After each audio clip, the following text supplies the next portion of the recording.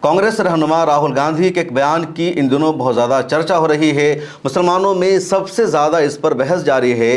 राहुल गांधी ने पिछले दिनों अपने मुसलमान नेताओं से कहा, अगर मुसलमानों पर कोई जुल्म होता है, मुसलमानों के साथ ज़्यादती होती है, मुसलमानों पर अत्याचार होता है, तो आप खुलकर उस मुद्दे को उठाइए और बाज़ाब्ता मुसलमानों का नाम लेकर उठाइए। अक़लियत लफ्ज़ के पीछे या माइनॉरिटी लफ्ज़ के पीछे छुपने की कोई ज़रूरत नहीं है।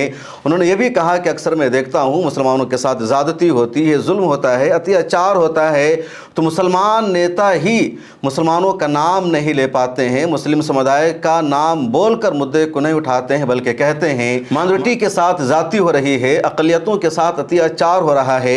माइनॉरिटी लफ्ज़ के पीछे छुपने की कोई ज़रूरत नहीं है। उन्होंने ये भी कहा कि अगर ओबीसी के साथ ज़्यादती होती है, दलितों के साथ ज़्यादती होती है, SC ST का मामला है, उसको भी खुलकर उठाइए, और मुसलमानों के साथ अगर ज़्यादती होती है उस पर भी खुलकर बोलिए।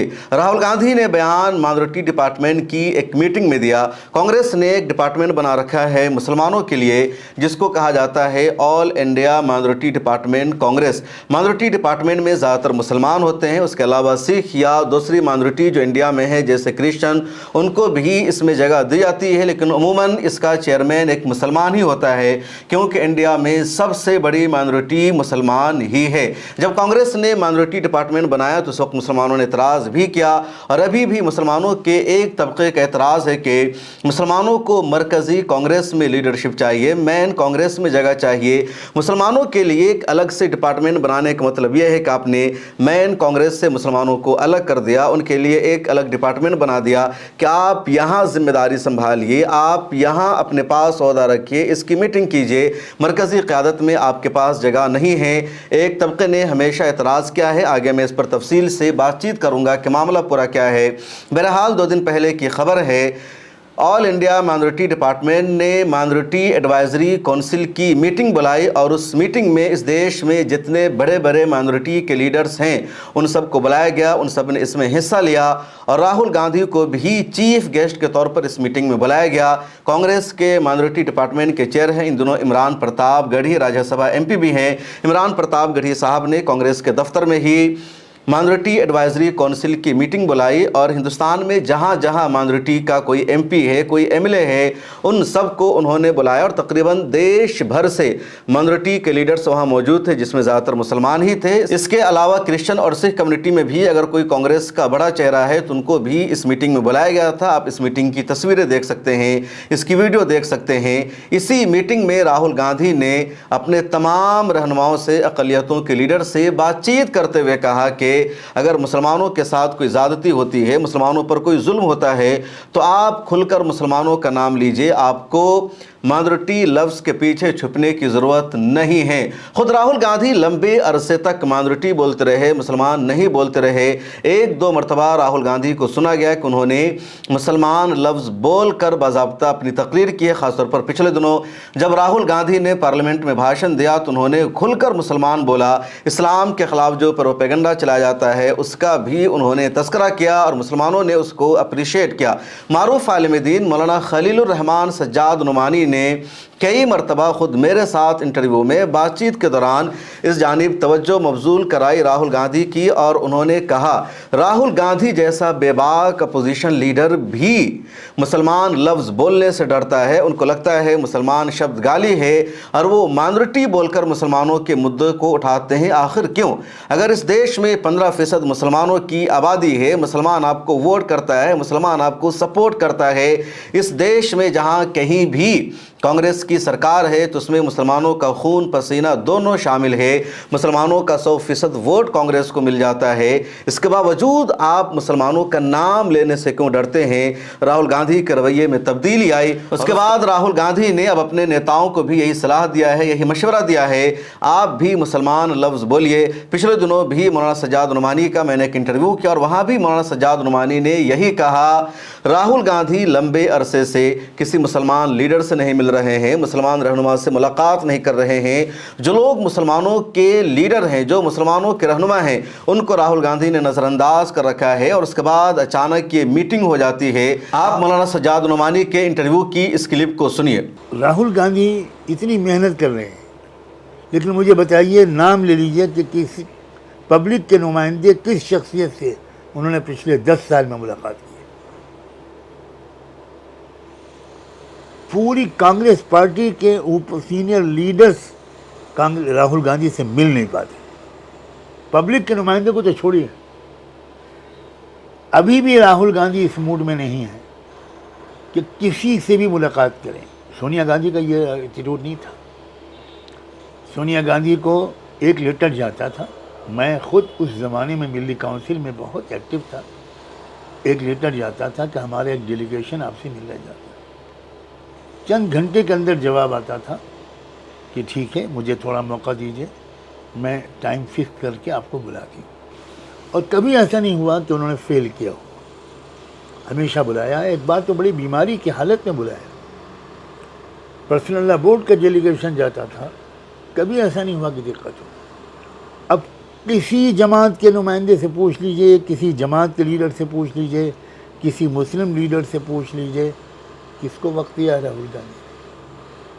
बहुत बड़ी कमी है राहुल गांधी की। मैं अप्रिशिएट करता हूँ राहुल गांधी की मेहनत को, उनकी पदयात्रा को। ये पदयात्रा खाली राहुल गांधी की न होती, इंडिया अलायंस की होती, तो इसका कुछ और ही असर जाता। सोशल मीडिया पर एक क्लिप बहुत ज़्यादा वायरल हुई, राहुल गांधी तक पहुंची और उसके बाद ही अचानक माइनॉरिटी एडवाइजरी काउंसिल की मीटिंग होती है। भले ही राहुल गांधी ने कांग्रेस के बाहर की किसी मुस्लिम रहनुमा से मुलाकात नहीं की है, लेकिन कम से कम अपनी पार्टी के माइनॉरिटी डिपार्टमेंट के रहनुमा से या अक़लियतों के रहनुमा से उन्होंने मुलाकात की है। और एक अच्छी खबर है, लंबे अरसे के बाद कोई ऐसी तस्वीर देखने को मिली है जिसमें तारिक अनवर भी बैठे हुए हैं, इमरान प्रतापगढ़ी भी बैठे हुए हैं, इमरान मसूद बैठे हुए हैं, इमरान प्रतापगढ़ी बैठे हुए हैं और राहुल गांधी भी वहां पर मौजूद है। इससे पहले इस तरह की कोई तस्वीर देखने को नहीं मिल सकी थी कि कांग्रेस के दिग्गज मुस्लिम रहनुमा बैठे हों और उनके साथ राहुल गांधी भी बैठे हो। कांग्रेस वर्किंग कमेटी में एक ज़माने में कई बड़े बड़े मुस्लिम चेहरे होते थे, लेकिन इस वक्त एक दो से ज़्यादा कोई मुस्लिम चेहरा नहीं है। एक वो दौर था जब अहमद पटेल के हाथों में पूरी कांग्रेस होती थी, लेकिन अब कांग्रेस के डिसीजन मेकर्स में कोई भी मुसलमान चेहरा शामिल नहीं है। बहरहाल एक अच्छी तब्दीली है कि राहुल गांधी ने अपने इन जज्बात का, अपने इन ख्यालात का इजहार किया है। ये अलग बात है, कब भी राहुल गांधी से शिकवा होता है अगर किसी दलित की बेटी के साथ रेप होता है, किसी और के साथ कोई जुल्म होता है, राहुल गांधी वहां पहुंचने की कोशिश करते हैं। लेकिन अगर किसी मुसलमान लड़की के साथ रेप होता है, किसी मुसलमान लड़की की मॉब लिंचिंग होती है, किसी की हत्या होती है, तो वहां राहुल गांधी नहीं जाते, कांग्रेस का कोई बड़ा लीडर नहीं जाता।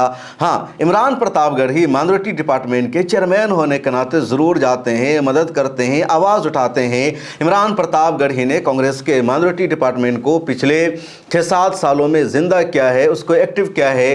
पूरे देश में माइनॉरिटी की बाज़ाब्ता उन्होंने संगठन को मजबूत कर दिया है और कांग्रेस के माइनॉरिटी डिपार्टमेंट की जो संगठन है वो भी ज़िला लेवल तक पाई जाती है, स्टेट लेवल तक पाई जाती है। आप उसको यूँ समझिए कि जिस तरह कांग्रेस का स्टेट प्रेसिडेंट होता है, ज़िला प्रेसिडेंट होता है या ब्लॉक प्रेसिडेंट होता है, उसी तरह कांग्रेस के माइनॉरिटी डिपार्टमेंट का भी इमरान प्रतापगढ़ी साहब ने ज़िला सदर बना दिया है, स्टेट प्रेसिडेंट बना दिया है, ब्लॉक लेवल तक भी उन्होंने माइनॉरिटी डिपार्टमेंट को पहुंचाया है। लेकिन जिम्मेदारी है कांग्रेस के माइनॉरिटी डिपार्टमेंट के नेताओं की, उन्हें एक्टिव रोल अदा करना चाहिए, काम करना चाहिए। इमरान प्रतापगढ़ी साहब तो एक्टिव ज़रूर नज़र आते हैं, लेकिन उनकी जो टीम है वो ग्राउंड पर एक्टिव नज़र नहीं आती है, मजलूमों के साथ खड़ी नज़र नहीं आती है। और कांग्रेस के नेताओं को अब तक यही लगता आया है कि मुसलमानों के अगर मुद्दे को उठाएंगे, मुसलमानों का साथ देंगे, मुसलमानों के लिए कोई प्रोटेस्ट करेंगे, मुसलमानों के किसी मुद्दे पर ये प्रोटेस्ट और एहतजाज करेंगे तो कांग्रेस का वोट खत्म हो जाएगा,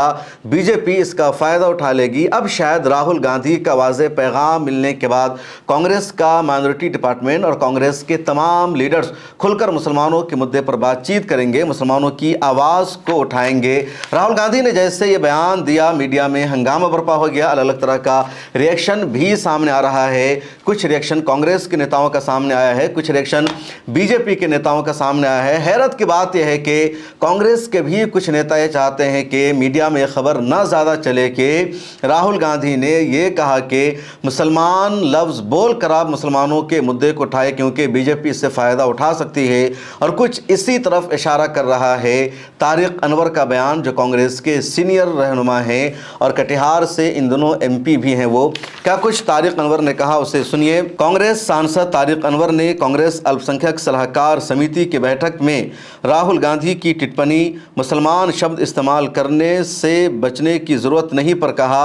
नहीं, उन्होंने ये कहा कि किसी के खिलाफ भी अगर कोई जुल्म होता हो, कोई अन्याय होता हो, तो चाहे वो अपर कास्ट हो, शेड्यूल कास्ट हो, OBC हो, मुस्लिम हो या कोई भी हो, कांग्रेस की विचारधारा कहती है कि हमें उसे प्रोटेक्शन देना है, उसका सहयोग करना है और उसकी हिफाजत करनी है। इमरान मसूद ने इस बारे में अपना तबसरा किया और कहा मुसलमान शब्द इस्तेमाल करने से बचना ज़रूरी नहीं, पर उनका कहना था क्यों, क्या मुसलमान गाली है। कांग्रेस के एक और MP है इमरान मसूद, इन्होंने मुसलमान शब्द इस्तेमाल करने से बचने की ज़रूरत नहीं है वाले बयान पर यह कहा क्यों, मुसलमान शब्द गाली है क्या, मैं मुसलमान हूँ, मुझे फ़ख्र है अपने मुसलमान होने पर, लेकिन मैं एक हिंदू के लिए अपनी जान कुर्बान कर दूंगा, यह है हिंदुस्तान। उत्तर प्रदेश की BJP हुकूमत में मंत्री हैं राजभर, उन्होंने राहुल गांधी के इस बयान पर कहा क्या राहुल गांधी मुसलमानों के मसीहा बनना चाहते हैं तो फिर अपनी पार्टी का राष्ट्रीय अध्यक्ष किसी मुसलमान के बेटे को क्यों नहीं बनाया जाता। जब केरल में उनकी सरकार बनी थी तो क्या उन्हें किसी मुसलमान के बेटे को मुख्यमंत्री बनाया। अगर उत्तर प्रदेश में SP और कांग्रेस गठबंधन होता है तो उस गठबंधन का मुख्यमंत्री किसी मुसलमान के बेटे को वो घोषित करेंगे। BJP के नेशनल स्पोक पर्सन है शहजाद पूनेवाला, वो भी अक्सर इस तरह के मुद्दों पर बोलते हैं, रिएक्शन देते हैं। अब राहुल गांधी के इस बयान पर भी उन्होंने अपना तबसरा किया और कहा हिंदू को दो गाली, मुस्लिम की लो ताली, ये है वोट बैंक की कांग्रेस की प्रणाली। भाजपा के एक और स्पोक पर्सन है परतू शहदेव, उन्होंने कहा राहुल गांधी का लिबादा अब एक्सपोज हो गया है, इन लोगों ने मुस्लिम तुष्टीकरण की पराकाष्ठा कर दी थी, ये उनके इस बयान से पता चलता है। मुस्लिम मुस्लिम कहकर इन लोगों ने देश का बेड़ा गर्क कर दिया है। इन्होंने कभी भी अपने मुंह से एक शब्द हिंदू के लिए नहीं कहा है। और भी बहुत लोगों ने राहुल गांधी के इस बयान पर रिएक्शन दिया है, लेकिन मुसलमानों के एक तबके ने अप्रिशिएट किया है और ये माना गया है कि कम अज़ कम राहुल गांधी को अब इस बात का एहसास हुआ है कि इस देश में सिर्फ मुसलमान ही उनके साथ खड़ा है, कोई और राहुल गांधी के साथ खड़ा नहीं है। असम की मिसाल वाज़ेह तौर पर मौजूद है। असम में मुसलमानों ने, मुस्लिम वोटरों ने मौलाना बदरुद्दीन अजमल को नज़रअंदाज करके कांग्रेस को वोट किया, सपोर्ट किया। मौलाना बदरुद्दीन अजमल की सीट पर कांग्रेस को जीत मिली। मुसलमानों ने अपने ही लीडर को नज़रअंदाज कर दिया जो उनके लिए स्कूल बना रहा है, जिन्होंने कॉलेज की फैसिलिटी दे रखी, जिन्होंने हस्पताल बनाकर दे रखा है, जिनके स्कूलों में, कॉलेजेस में फ्री में एजुकेशन मिलता है। सैलाब आने पर जिनकी ऑर्गेनाइजेशन रिलीफ वर्क करती है, सरकार से ज़्यादा मदद जो पहुंचाते हैं, उनको ही असम के मुसलमानों ने नज़रअंदाज करके, इग्नोर करके कांग्रेस को वोट किया है। और शायद कांग्रेस ने उनको सिला देने के लिए, इनाम देने के लिए कह दिया है कि अब कम से कम कांग्रेस के लीडर मुसलमानों के लिए मुसलमान का लफ्ज़ इस्तेमाल करे, अक़लियत का, माइनॉरिटी का लफ्ज़ इस्तेमाल ना करे। और यही होना चाहिए। कांग्रेस के वर्करों को, नेताओं को भी इस बात का ख्याल रखना चाहिए कि अगर आप मुसलमान बोलेंगे तो इससे आपका हिंदू वोट बैंक नाराज़ नहीं होगा। ये जो आपकी पॉलिसी रही है तुष्टीकरण की कि मुसलमानों का वोट भी चाहिए, मुसलमानों के मुद्दे को भी नहीं उठाना है और मुसलमानों को बेवकूफ़ भी बनाना है, वो दौर अब नहीं रहा।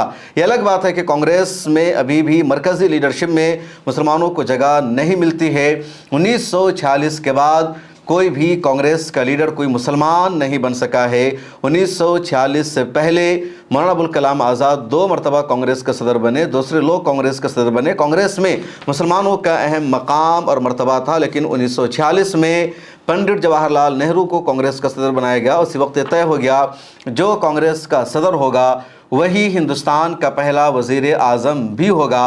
पंडित जवाहरलाल नेहरू 15 अगस्त 1947 को हिंदुस्तान की आज़ादी का ऐलान हो जाने के बाद हिंदुस्तान के पहले वज़ीर आज़म बने। हालांकि उस वक्त वो उबूरी वज़ीर आज़म थे, इंटरिम वज़ीर आज़म थे। और सरदार वल्लभ भाई पटेल को होम मिनिस्टर बनाया गया। जब 1952 में पहला इलेक्शन हुआ, कांग्रेस को जीत मिली, पंडित जवाहरलाल नेहरू वजीर आजम बाज़ाब्ता तौर पर बने और मुसलमानों को 1946 के बाद से लेकर अब तक एक मरतबा भी कांग्रेस में सदर के ओहदा पर फायज नहीं किया गया। कई मरतबा कांग्रेस को क्राइसिस का सामना करना पड़ा। ज़रूरत थी कि किसी मुसलमान को कांग्रेस का सदर बनाया जाए, लेकिन ऐसा नहीं हो सका।